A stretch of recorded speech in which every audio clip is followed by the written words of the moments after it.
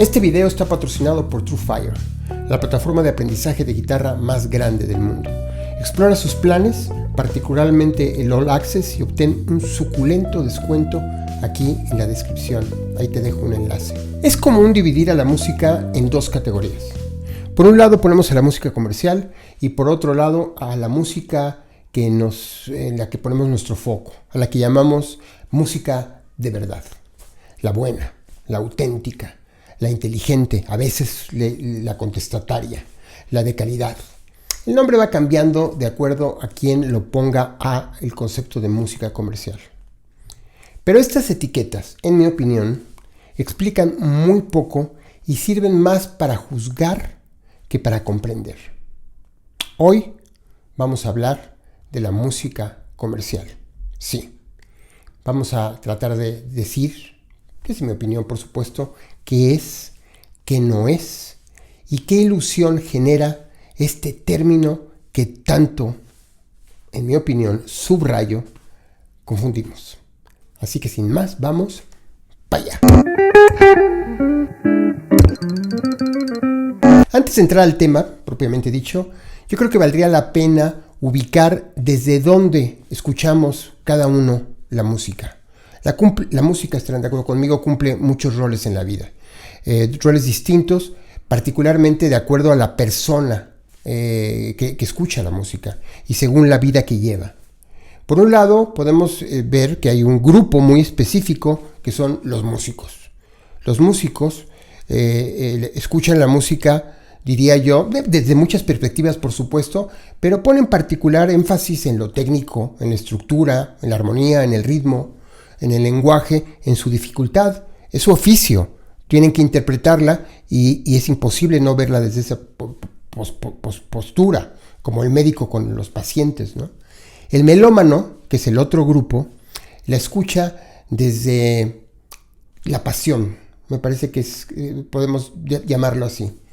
No es músico, no necesariamente, pero sí es un estudioso. La música le ordena la vida, le acompasa la memoria, le explica el mundo.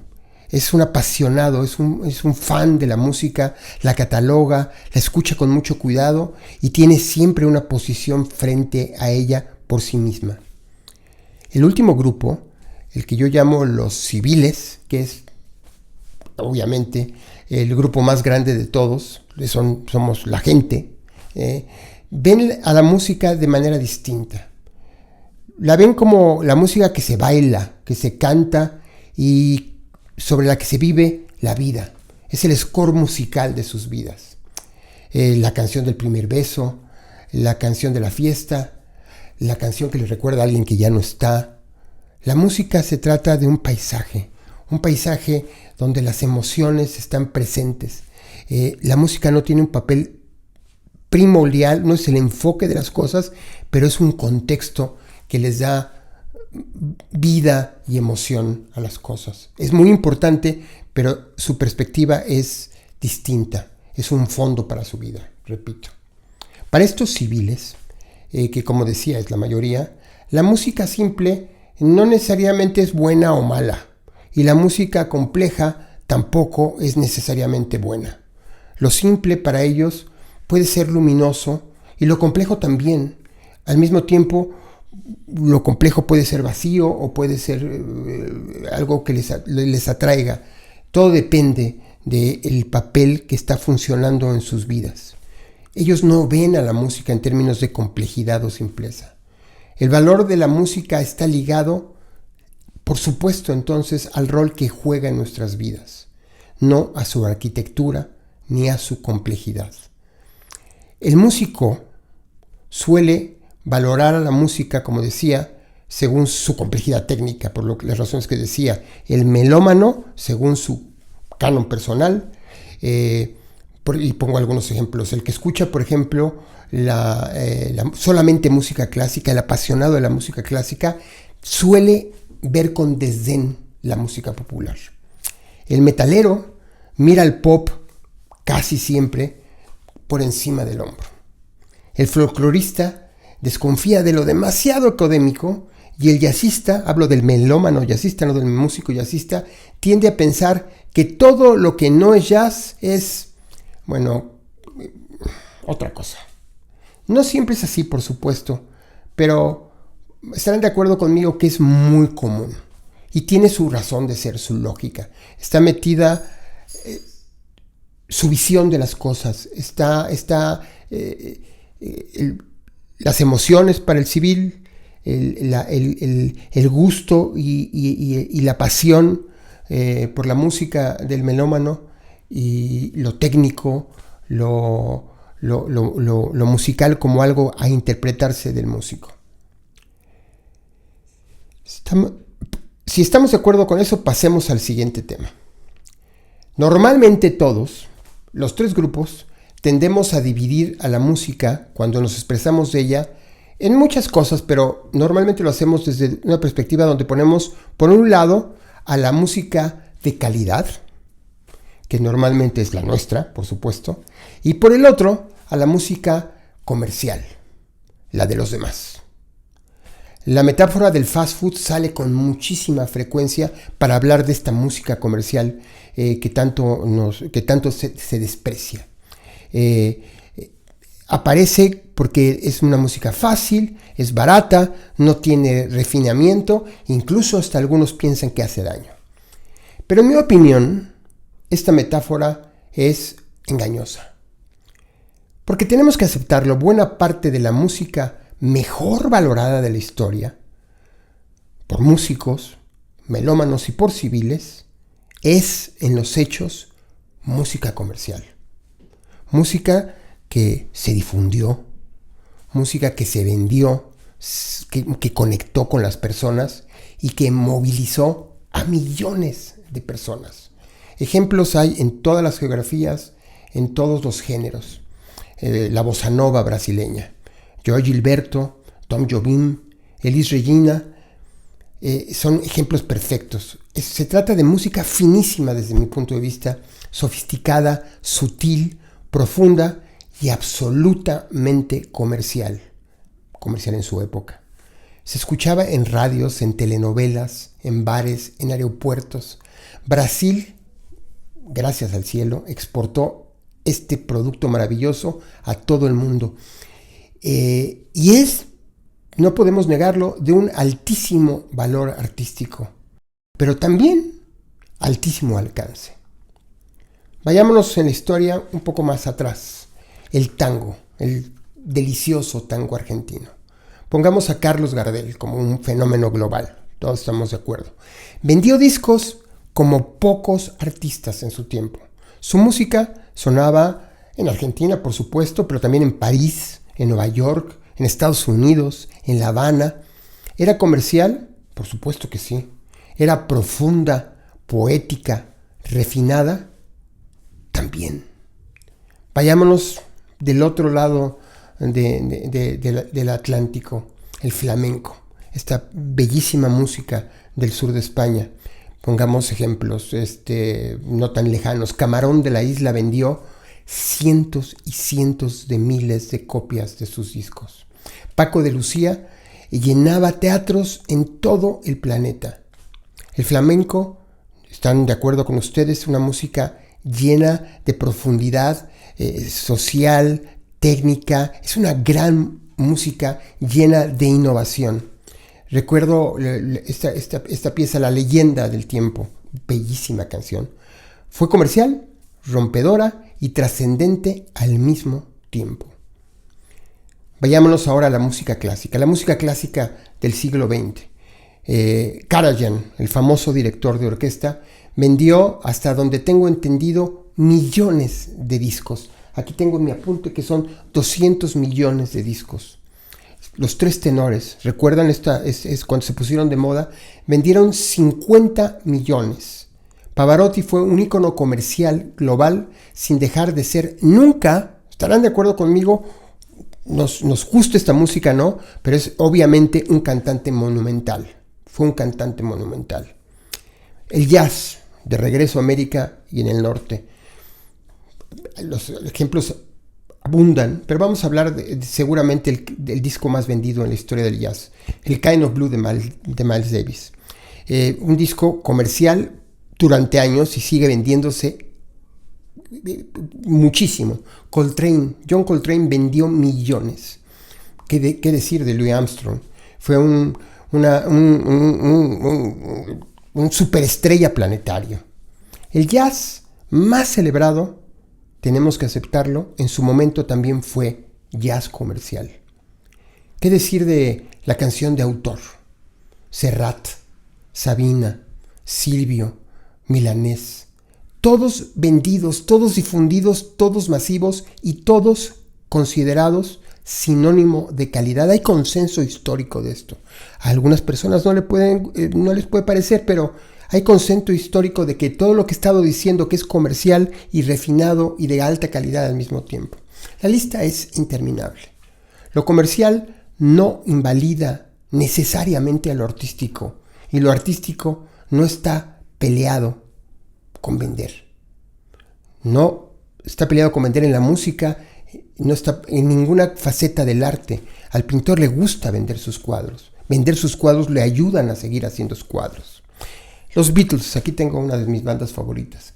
Considerados por muchos la banda más importante de la historia, fueron innovadores, profundos, arriesgados, gigantes de la industria, y vendieron, dependiendo de la fuente que se consulte, entre 600 y 1,000 millones de discos que no acaban de vender.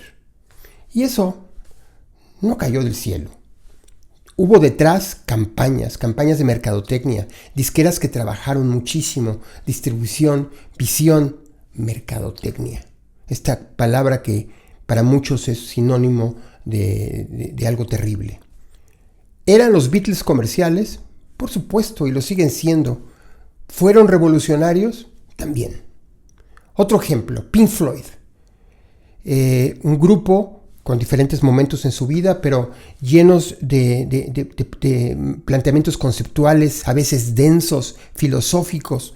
Su disco maravilloso, Dark Side of the Moon, que soy lo suficientemente viejo como para haber comprado cuando salió, vendió más de 40 millones de copias. Un ejemplo perfecto, me parece, de complejidad profunda que convive con el éxito comercial. Nirvana, los antiindustria por excelencia, los abanderados del no me vendo. Nevermind casi vendió 3 millones de copias. ¿Con ayuda de qué? De MTV, con giras mundiales, estrategias comerciales solidísimas. Lo alternativo también fue masivo. Y Nirvana es un solo ejemplo.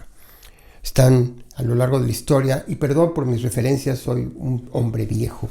El otro día en un video sobre el rock me dijeron que mis referencias eran muy antiguas. ¿Qué puedo decirles? Soy antiguo. Está The Doors, está Hendrix, Janis Joplin. Todo lo psicodélico, todo lo que en su momento fue rupturista y de alguna manera visto como arriesgado, vendió millones y millones de discos. La experimentación también puede ser comercial. Y me voy a meter aquí en un tema que en los comentarios me va a doler por días. Me va a dejar morado de los golpes que me van a dar. Déjenme hablar de una música que yo no consumo y no me gusta, el reggaetón. Hablemos de ella por un momento. Es un género que divide al mundo en dos, como las izquierdas y las derechas. Es una música padrísima, es una música horrorosa. No es una música, lo repito, que yo disfrute. De hecho, no me gusta nada. No puedo descalificarlo, sin embargo, como si fuera una conspiración corporativa para embrutecer al planeta como muchos lo piensan. No lo es. El reggaetón, a lo mejor poca gente lo sabe, pero como músicas que sí son de mi gusto, como el blues, como el jazz, como el flamenco y como el tango, nació de manera orgánica también. Nació en barrios pobres de Puerto Rico, como el blues, como el tango. No salió de un departamento de mercadotecnia. Salió de la vida cotidiana de las personas, de la calle, de la necesidad de expresarse. ¿Por eso nos debe gustar? No, pero tiene una vida que es digna de tomarse en cuenta porque es algo que nace en la sociedad de manera natural. Hablemos, por ejemplo, creo que sigue siendo el número 1 en Spotify, Bad Bunny. Estamos equivocados si pensamos que su éxito es el producto de una conspiración. Es producto del gusto de millones y millones de personas. Y el gusto de millones de personas es tan válido como el gusto de cualquier músico o de cualquier melómano. Porque depende, repito, del rol que la música juega en sus vidas. No existe, por más que nos atraiga, por más que pensemos que es cierta esta idea, un departamento secreto en algún lugar del mundo, en las disqueras o en el Pentágono, el nuevo y acuñado Departamento de Guerra de los Estados Unidos, para obligar al mundo o convencerlo de que consuma música mala. Existen departamentos especializados, por supuesto, dentro de las disqueras, en medir tendencias y en generar estrategias para sacarles provecho, que es muy diferente. Es algo muchísimo más simple. Se observa la realidad, se ve lo que le gusta a la gente y se produce acorde a eso. Y empieza un ciclo comercial. Que sea comercial no dice que sea bueno, pero tampoco dice que sea malo. La mercadotecnia no inventa el valor, lo hace visible. Somos las personas las que valoramos la música. Cuando los Beatles sacaron esta obra maestra, el Sgt. Pepper's, no lanzaron solamente un disco, lo recuerdo bien. Lanzaron un acontecimiento cultural completo. En su época esta portada representó, junto con tu estética, un planteamiento en sí mismo innovador, rompedor, estableció una ruptura en la manera en cómo se hacían las cosas.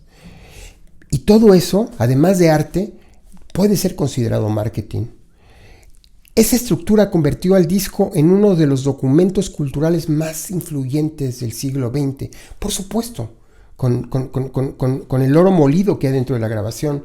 Yo recuerdo cuando era muy joven, cuando era niño, estaba de moda la música de Detroit, Motown. Cuando uno revisa la historia, el A&R de las disqueras fue impecable, producciones extraordinarias, imagen clara, arte profundo, amplificado por una estructura comercial poderosísima. Y sin esa estructura, su impacto hubiera sido muchísimo, muchísimo menor. Smokey Robinson no lo conoceríamos todos, o a los Jackson 5, a Michael Jackson en sus orígenes. Michael Jackson puede ser otro ejemplo de lo que estamos diciendo. El problema de la música comercial no está en la música.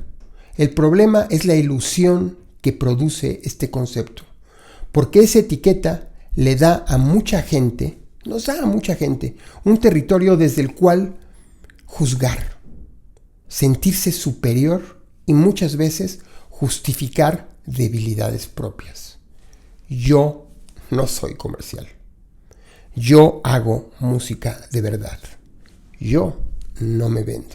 Eso dicen los músicos, o podrían decir los músicos, y yo no escucho música comercial, yo escucho música de verdad, y yo no escucho música que me comprometa comercialmente. Se trata de una ilusión perfecta. Te coloca por encima sin exigir demostrar nada.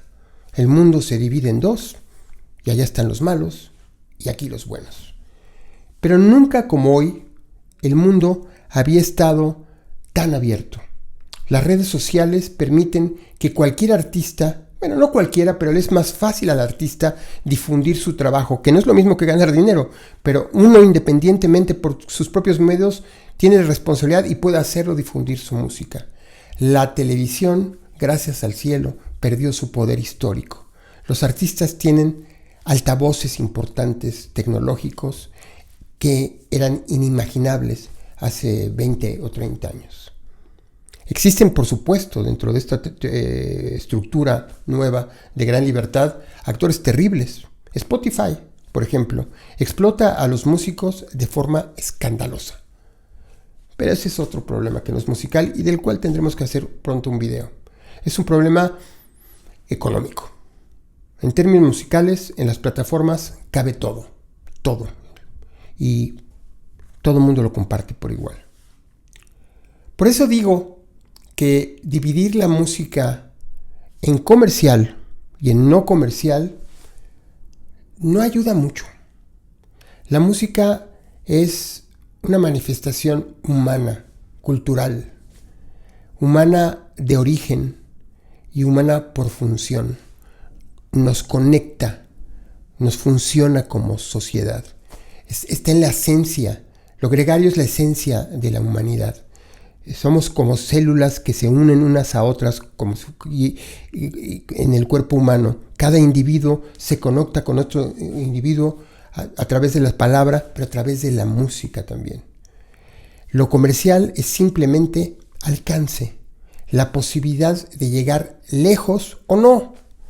La música que transforma culturas no pide nunca permiso.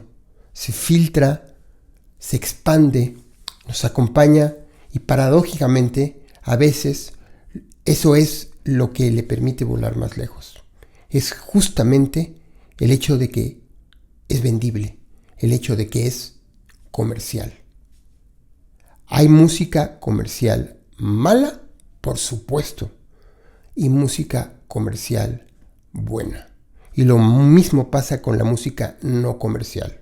Que no sea comercial de ninguna manera garantiza que sea buena.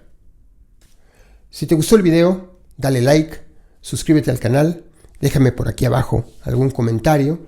Si te interesa acceder a TrueFire, que es la plataforma de la que te hablaba al principio, es la plataforma de educación de guitarra más grande del mundo, en la descripción te dejo una liga con un descuento muy especial, muy suculento, digo yo.